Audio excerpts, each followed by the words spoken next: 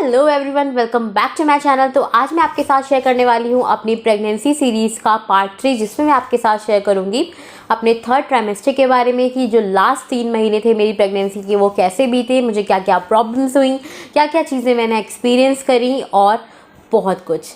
जहाँ तक मेरा ख्याल है कि लास्ट ट्राइमेस्टर जो प्रेगनेंसी का होता है वो काफ़ी ज़्यादा मुश्किल होता है, लेकिन अगर आपके पास सपोर्टिंग फैमिली है, लविंग फैमिली है, तो फिर आपके लिए कुछ भी मुश्किल नहीं होता, बहुत ही आसानी से सारा टाइम गुजर जाता है। तो चलिए शुरू करते हैं मेरी थर्ड ट्राइमेस्टर की जर्नी के बारे में। So let's get started.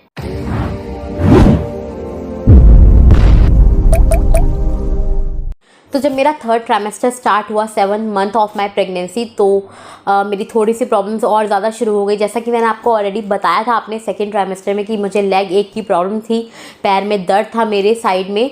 तो वो पेन इतना ज़्यादा बढ़ गया था कि मैं ना उठ पाती थी ना बैठ पाती थी, चलने में भी मुझे प्रॉब्लम होती थी। बैठती थी तो मुझे पिलो का सपोर्ट लेना पड़ता था, अपने पैर के नीचे रखना पड़ता था, और चेयर पर बैठती थी तो मैं ज़्यादा देर तक नहीं बैठ पाती थी। और पैर मैं बेड पे बैठा करती थी तो पैर ऐसे उठाकर मुझे ऊपर रखना पड़ता था। तो इस तरीके से मुझे बहुत ज़्यादा प्रॉब्लम हो रही थी, लेकिन उस पेन का हम उस टाइम पे कुछ नहीं कर सकते थे। पेन किलर्स भी असर नहीं करती थी। वैसे तो प्रेगनेंसी टाइम में पेन किलर्स बिल्कुल नहीं खाने चाहिए, लेकिन इनफैक्ट अगर कभी बहुत ज़्यादा ज़रूरत हो तो फिर मजबूरी में लेना पड़ता है। लेकिन आप अगर अवॉइड करेंगे तो ये आपके लिए ज़्यादा अच्छा होगा। मैंने भी बहुत कम, जितना कम मैं ले सकती थी उतना कम मैंने लिया। मैंने बिल्कुल भी पेन किलर्स का इस्तेमाल नहीं किया। हाँ, 2-3 बार मुझे लेनी पड़ी थी, इतनी ज़्यादा अनबियरेबल पेन की वजह से। और साथ में मुझे मेरे पैरों में स्वेलिंग शुरू हो गई थी। मतलब अगर मैं थोड़ा बहुत भी चलूँ फिरूँ ना तो मेरे पैर एकदम स्वेल हो जाते थे, बहुत मोटे मोटे हो जाते थे। ये प्रॉब्लम मुझे हुई ज़रूर थी, लेकिन ज़्यादा दिन तक नहीं रही। कुछ दिन के लिए हुई मुझे ये प्रॉब्लम, स्वेल हो गए थे मेरे पैर बहुत ज़्यादा।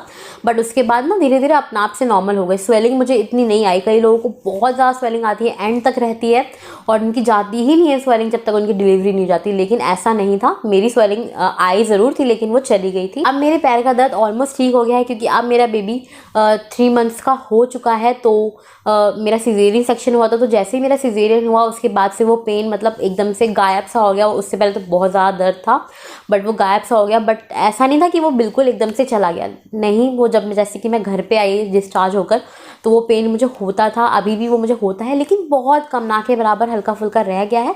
किसी किसी टाइम मुझे फील होता है, लेकिन अब जैसे कि इतना ठीक हो गया तो अब और ठीक हो जाएगा थोड़ा थोड़ा सा।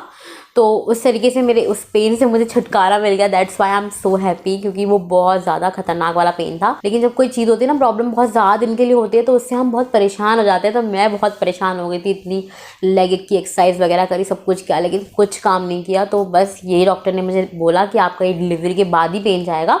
तो बिल्कुल वैसा ही हुआ। मेरा डिलीवरी के बाद थोड़ा थोड़ा करके वो पेन जाने लगा। तो यहाँ पे जो सबसे इम्पॉर्टेंट चीज़ आपको बताना भूल गई थी वो थी मूवमेंट्स। 7 मंथ स्टार्ट होते होते मेरी मूवमेंट्स और ज़्यादा बढ़ गई थी। मुझे किक्स और ज़्यादा फील होने लगी थी। बेबी की जो मूवमेंट्स थी वो और ज़्यादा फील होने लगी थी।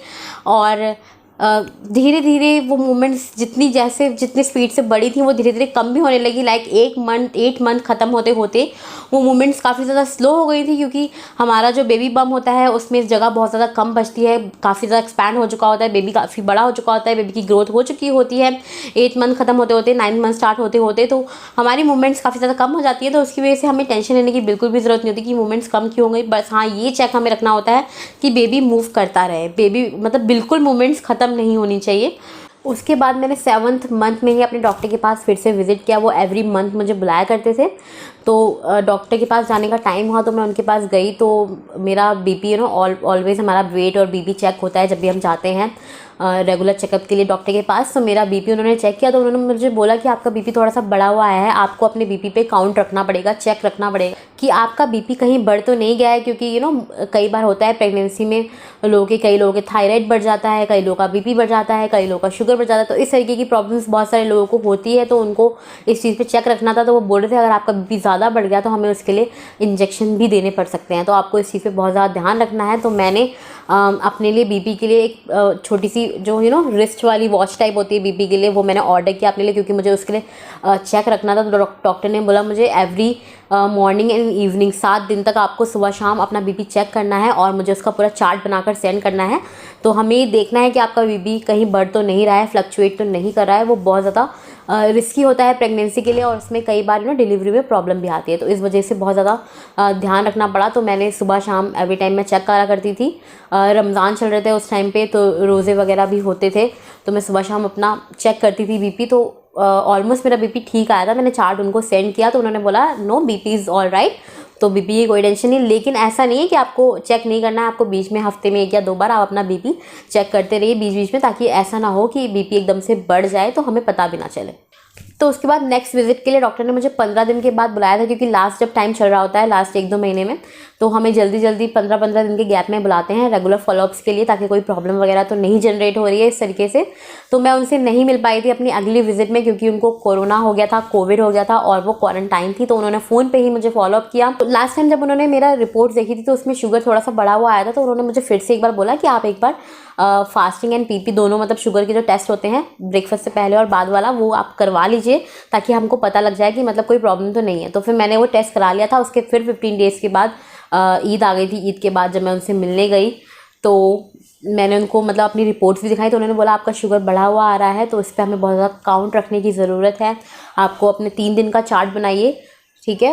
इस तरीके से उन्होंने मुझे बताया था किस किस तरीके से मतलब आपको चेक करना है अपना शुगर लेवल। तो इससे आप 3 दिन का चार्ट बनाइए और फिर वो मुझे आप दिखाइए। तो मैंने 3 दिन का चार्ट बनाया, इस तरीके से मैंने चेक करती रही मैं उसको डेली। तो मैंने उन्हें 3 दिन का चार्ट सेंड किया अपने शुगर का, तो उन्होंने बोला आपका शुगर लेवल बढ़ा हुआ आ रहा है, काफ़ी बढ़ा हुआ आ रहा है प्रेगनेंसी में।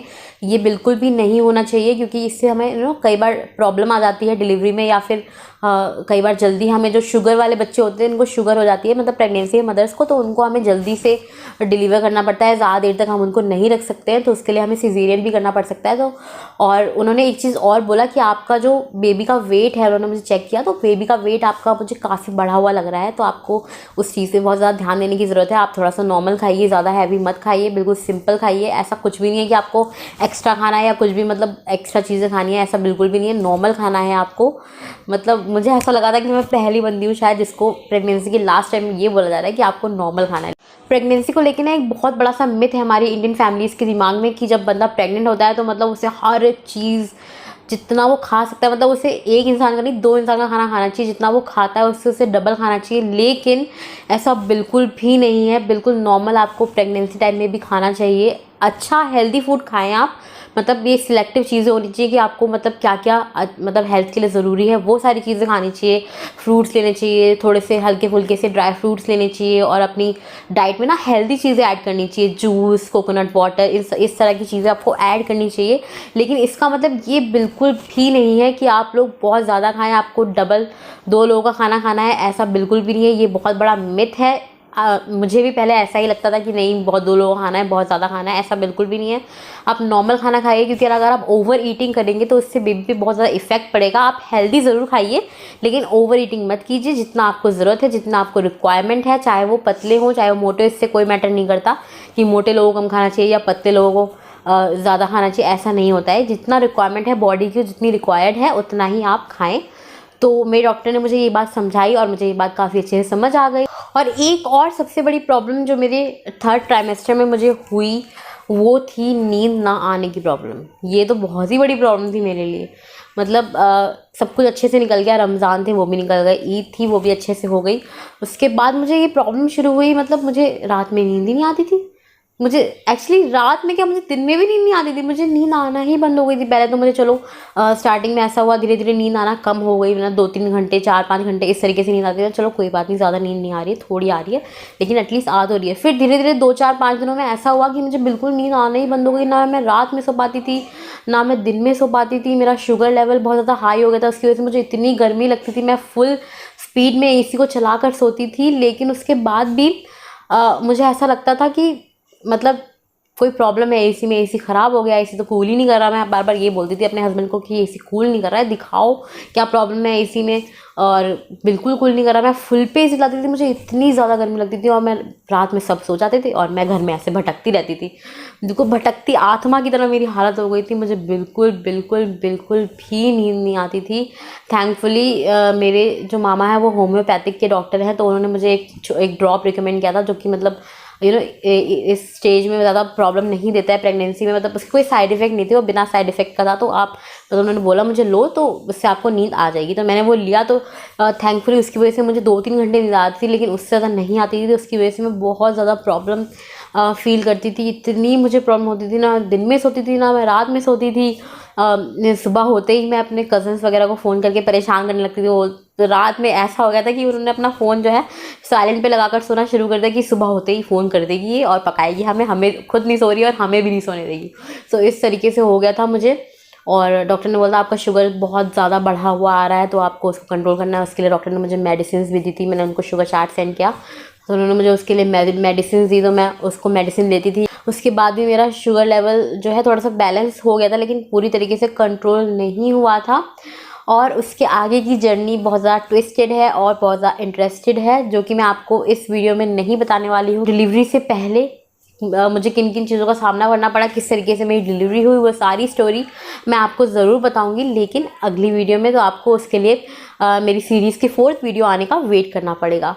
तो बस यहीं तक थी मेरी आज की वीडियो। तो आपको मेरी ये वीडियो कैसे लगी कमेंट सेक्शन में ज़रूर बताइएगा। अगर आपको मेरा वीडियो पसंद आया तो मेरी वीडियो को लाइक कीजिए, शेयर कीजिए, मेरे चैनल को कर दीजिए सब्सक्राइब और बेल आइकन को प्रेस करना बिल्कुल मत भूलिएगा, ताकि आप मेरी वीडियो को सबसे पहले देख पाएँ। और आई होप मेरी इस वीडियो से आपको काफ़ी ज़्यादा हेल्प मिली होगी। जो नए लोग हैं उनको भी काफ़ी चीज़ें पता लगी होंगी। हर किसी का एक्सपीरियंस अलग अलग होता है, किसी का भी सेम एक्सपीरियंस नहीं होता प्रेगनेंसी में। और इंस्टाग्राम पे मुझे फॉलो करना बिल्कुल मत भूलिएगा, क्योंकि वहाँ पे भी मैं काफ़ी ज़्यादा एक्टिव रहती हूँ। तो मिलती हूँ मैं आपसे अपनी नेक्स्ट वीडियो के साथ, तब तक के लिए बाय बाय।